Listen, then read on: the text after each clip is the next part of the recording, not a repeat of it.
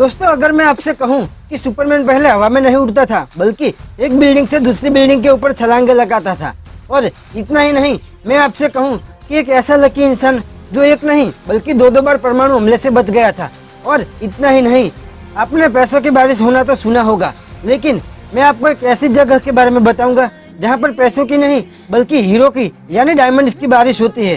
तो इस वीडियो में आपको मैं ऐसे गजब फैक्ट्स बताऊंगा ना, जिसे सुनने के बाद आप बोलोगे अरे भाई क्या फैक्ट्स बताए हैं तूने।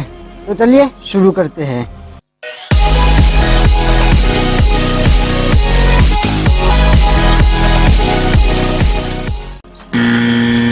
दोस्तों, आपने ताश तो खेला ही होगा। हाँ, वही वो कार्ड्स वाला गेम। अगर आपने ताश खेला है तो आप ये भी जानते होंगे कि ताश के पत्तों में 4 किंग यानी 4 राजा भी होते हैं। लेकिन एक बात जो बहुत ही कम लोगों को पता है और बहुत ही कम लोगों ने इस बात को नोटिस किया है, उन 4 में से 3 राजाओं को तो मूछें होती है, लेकिन एक राजा को मूछ नहीं होती है। हाँ, मैं उसी राजा की बात कर रहा हूँ, किंग ऑफ हार्ट्स। हाँ, वही वो लाल दिल वाला। क्या आपके दिमाग में ये सवाल कभी नहीं आता कि 3 राजाओं को तो मूछें होती है, लेकिन इन लाल दिल वाले भाई साहब ने ऐसी क्या गलती की कि उन्हें मूछें नहीं होती है? तो चलिए जानते हैं। एक ब्रिटिश न्यूज़पेपर द गार्डियंस के अनुसार इस राजा की भी शुरुआत में मूछें होती थी, लेकिन जब कार्ड्स को रीडिजाइन किया जा रहा था तब डिजाइनर ने उनकी मूछ बनाना ही भूल गया, और तभी से किंग ऑफ हार्ट्स बिना मूछों वाला बन गया है। शायद आपने कभी इस बात पर ध्यान नहीं दिया होगा, लेकिन उनमें से सिर्फ 3 राजा को ही मूछें होती है। दोस्तों, सुपरमैन का नाम सुनते ही हवा से बातें करने वाला एक शक्तिशाली सुपर हीरो की इमेज आपके माइंड में बन जाती है।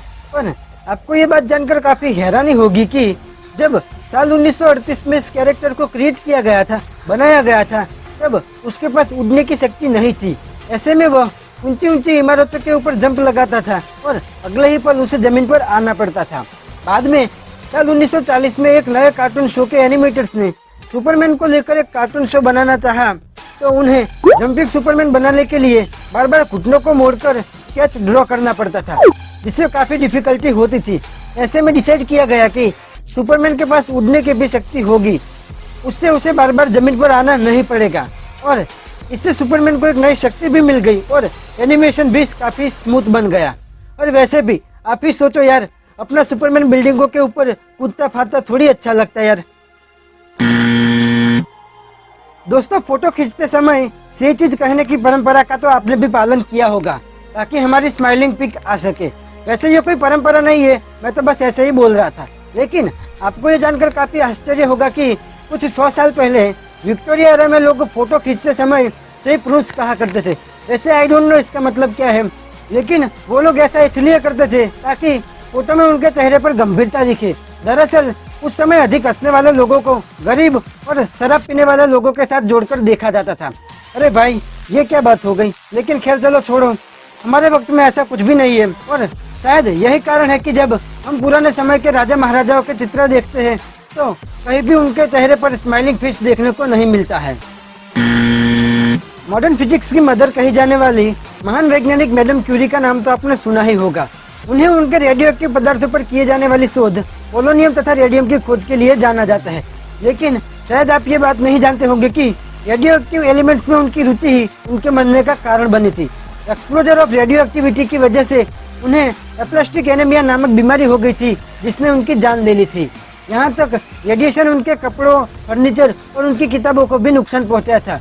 उनके मरने के 100 साल बाद भी आज भी उनकी चीजें रेडियो एक्टिव है और उन्हें लेड बॉक्स में रखा गया है, और अगले 1500 सालों तक भी उन्हें ऐसे ही रखा जाएगा। दोस्तों, कई बार आपने अपने पेरेंट्स से पैसे मांगे होंगे तो उन्होंने कहा होगा कि यहाँ पर कोई पैसों का पेड़ नहीं लगा है, या फिर उन्होंने ये भी कहा होगा कि यहाँ पर कोई पैसों की बारिश नहीं होती कि तुम्हें हर समय पैसे देते रहे। लेकिन ब्रह्मांड में कुछ ऐसी जगह भी है जहाँ पर पैसे तो छोड़िए, हीरो की बारिश होती है, डायमंड्स की। तो चलिए जानते हैं वो जगह कौन सी है। सैटर्न और जुपिटर, ये 2 ऐसे ग्रह है जहाँ के वातावरण में बहुत ही ज्यादा मात्रा में कार्बन पाया जाता है, और जब मौसम में बदलाव की वजह से कार्बन पर बिजली गिरती है तो बिल्कुल हार्ड होकर ग्रेफाइट बन जाता है और नीचे गिरने लगता है, जहाँ एटमॉस्फेरिक प्रेशर उसे इतना हार्ड बना देता है कि जब तक वो डायमंड ना बन जाए। और इस तरह हम कह सकते हैं कि वहाँ पर हीरो की बारिश होने लगती है। सोचिए, अगर हमारी पृथ्वी पर ऐसा होता तो सभी लोग कितने ज्यादा अमीर होते हैं।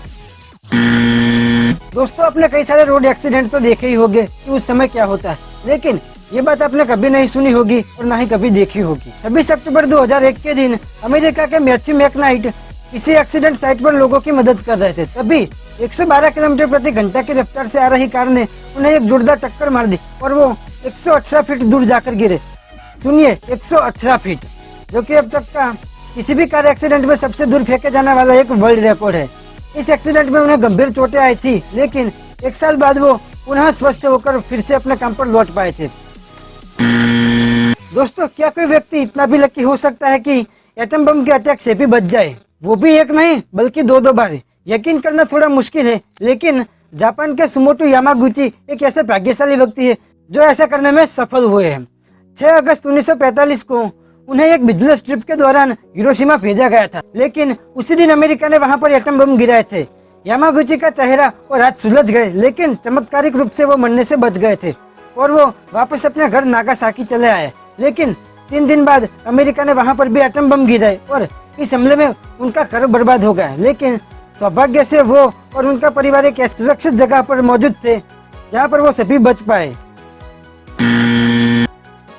दोस्तों, आज की हैवी रूटीन लाइफ में कुछ लोगों को अपना वेट बढ़ने से बहुत ही ज्यादा परेशानी होती है, लेकिन आपको ये जानकर काफी आश्चर्य होगा कि दुनिया में एक ऐसा बच्चा भी है जिसका वजन हर रोज 2-4 किलो नहीं बल्कि 90 किलो बढ़ जाता है।